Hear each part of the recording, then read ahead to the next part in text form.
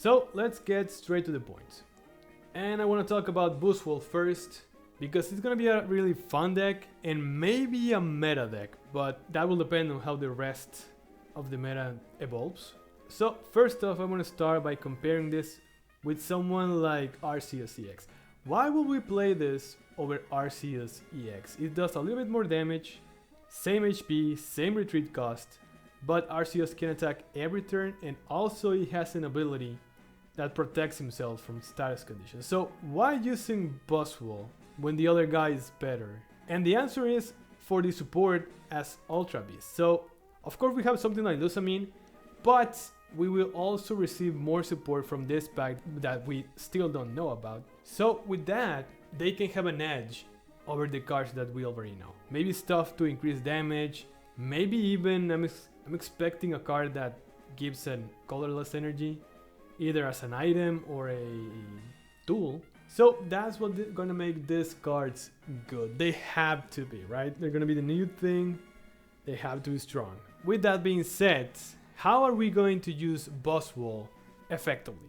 And the answer is, you're going to need to switch this guy from the bench into the active constantly. The first way to do this, pretty easy, is just with Lusamine and 2 copies of Boostwall. So let's say you have Boostwall in the active, 3 energies, 1 Boostwall in the bench with no energies. We're going to discard 2 energies to retreat this guy into the other Boostwall. Then we only use Lusamine, put those 2 energies into the new active Boostwall, and we give him the turn energy, so it's gonna be able to attack.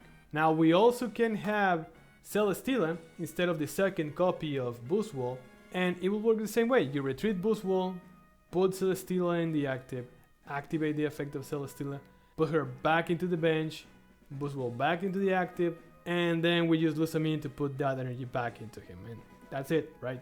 But now, you might be asking, well, what if we don't have Lusamine? If that's the case, we still have some options.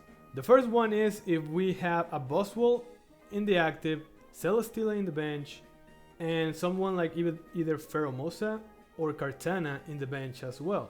And what we're going to do is activate the effect of Celesteela, put Boostwall in the bench, switch it for Kartana, then give the turn energy to Kartana, retreat him, and put Boostwall back into the active. Or another option is to have 2 Celesteelas in the bench, which it's pretty straightforward. You just activate the first copy of Celesteela to put Boostwall from the active into the bench, and then you activate the second copy to put it back into the active. So there are some options to keep this guy attacking every single turn. Now, the only problem I see with this type of deck is that it's gonna be really slow. Of course, Lusamine will help in the mid to late game to put that 2 energies out of nowhere into Boostwall, but that's the problem, the early game, right? And that's why we're gonna be playing stuff like Pheromosa or Kartana, depending on the meta, to at least start poking and moving stuff around. So that might be an interesting deck. Now I want to talk about Celesteela because this is a really interesting card as well. So the fact that you can switch 2 Pokemons every single turn, it's really amazing. Like, even if you start with this guy in the active, you might think you're bricked, but actually you're not, because you can just switch it to whatever you get afterwards for free. And we can use Celesteela to just tank attacks. Maybe we can even have Boostwall in the bench. We power him up while Celesteela is eating attacks, and then when Boostwall is ready to attack, we can just switch it up. Or if we're in a situation that we need to stall the game for a few turns, but we don't want to lose our Boostwall, which is in the active, we can just switch it up. Let Celesteela take some hits, and maybe that's enough stall to get Red or Sabrina or something else to win the game. It only gives 1 prize points, 120 HP. That's a really good Pokemon. Now, the only problem is the coin flip from his attack, but still it might be a good option to get rid of something like Oricorio. And we can power him up with Lusamine as well, so that's another option. Maybe we can switch, try to attack with 100, and if it works, I mean, you're in a better position, and now then go back to Boostwall That's a really powerful card. So this is a really interesting card. I can't wait to use it because it'll be just so fun. Now let's talk about arguably the most powerful card in the set, which is Shiinotic. So a stage 1 90 HP that can search for any Pokemon into your hand as an ability, not as an attack like Sprigatito. The good thing is this guy can be put on any deck because it only requires two colorless energies to attack, and it can search anything.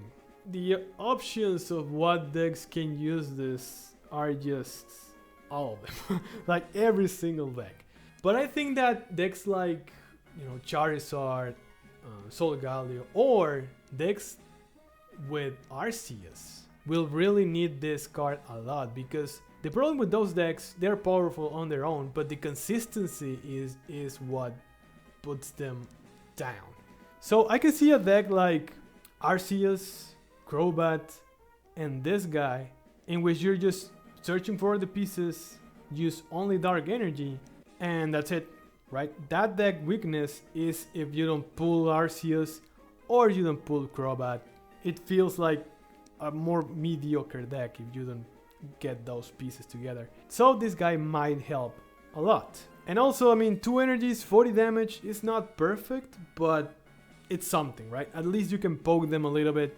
Now, let's talk about the bad stuff about this Pokemon. First off is that it requires 4 slots in your deck to use him. So you might need to get rid of some aggressive Pokemon. I can imagine something like Solgaleo just taking away Skarmory.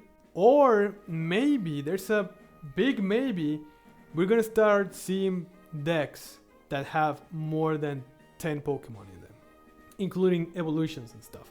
So that might be an option, because if we have the ability to just search for a card every single turn, it's an amazing effect. I mean, you can also combine that with Iono, and you can just put cards in your hand, switch them back into the deck, pull something else. That's gonna be really interesting. So maybe we're gonna be seeing that. That way you don't need to, quit Skarmory or stuff like that.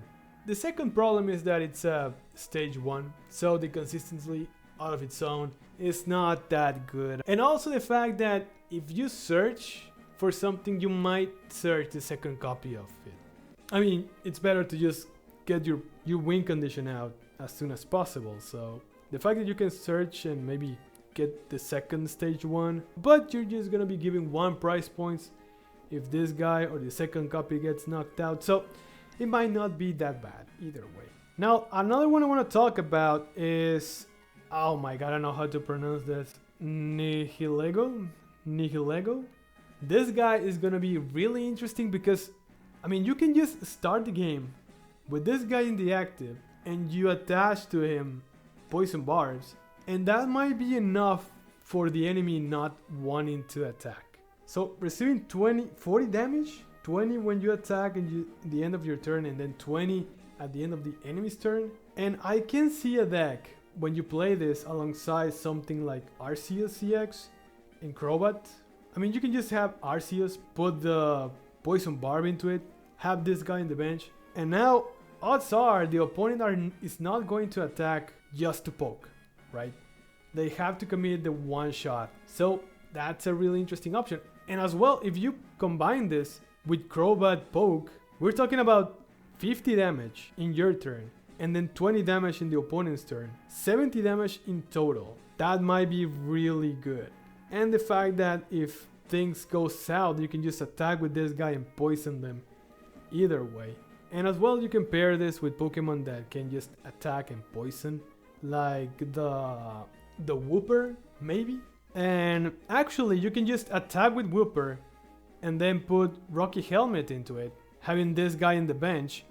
And that might be really good because now they're poisoned, receiving 20 damage. And if they attack, they're gonna receive 20 damage from Rocky Helmet, plus 20 damage from them ending the turn. That's 60 damage of just passive damage. And as well as the 10 damage from Wooper attacking, right? So that's a really interesting option. Of course that the enemy can play around it.